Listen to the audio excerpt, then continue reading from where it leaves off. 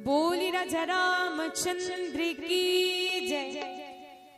पवरित कथा है राम कहानी, सुन के मन हर्षाए।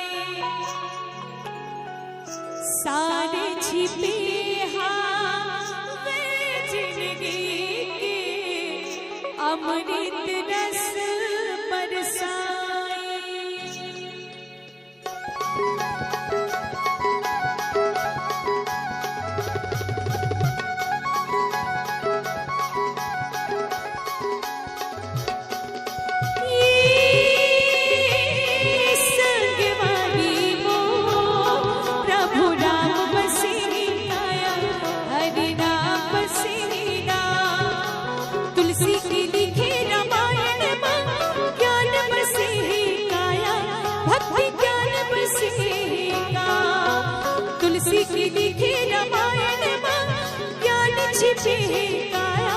भक्ति ज्ञान बसेना, बड़ पावन है मोर मन भावन, बड़ पावन है मोर मन भावन।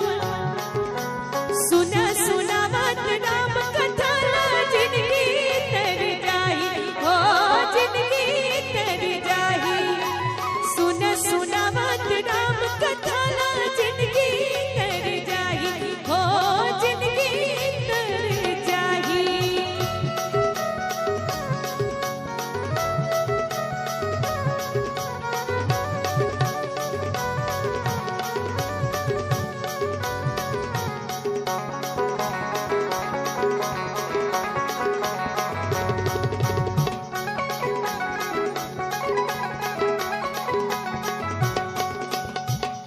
कल कल झर झर झरना बहाए, मानस गंगा की पानी।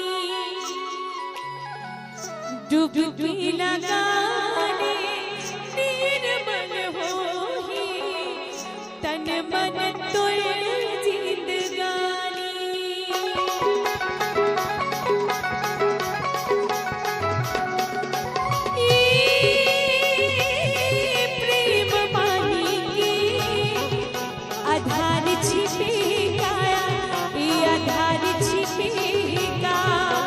तुलसी की लिखी रामायण, ज्ञान बसेगा, भक्ति ज्ञान बसेगा। तुलसी की लिखी रामायण, ज्ञान छिपेगा, भक्ति ज्ञान छिपेगा। बड़ पावन है मोर मन भावन, बड़ पावन है मोर मन भावन।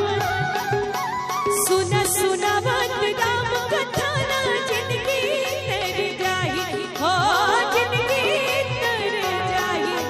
सुना सुना बात राम कथा, जिनकी तर जाही हो जिनकी तर जाही।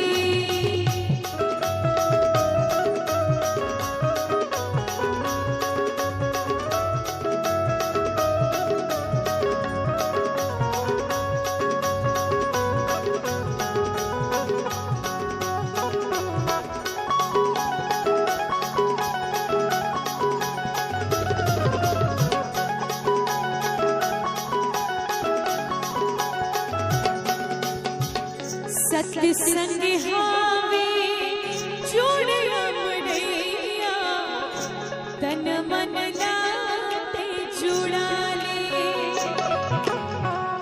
जिनकी में सुख दुख लागे संगे, सब नाते बिसरा ले।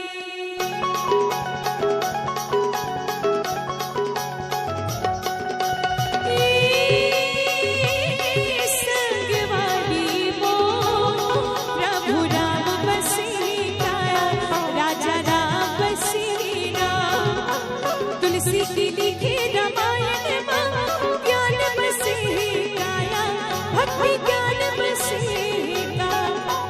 तुलसी की लिखी रामायण।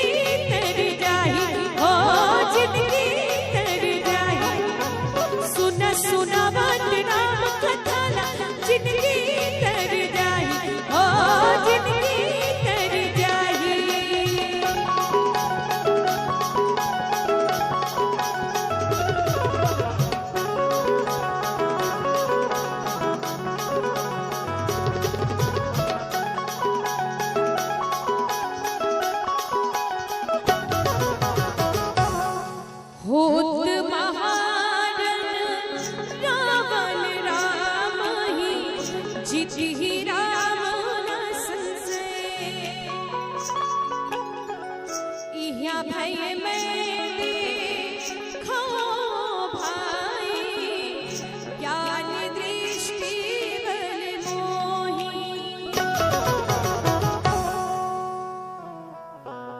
सियावर रामचंद्र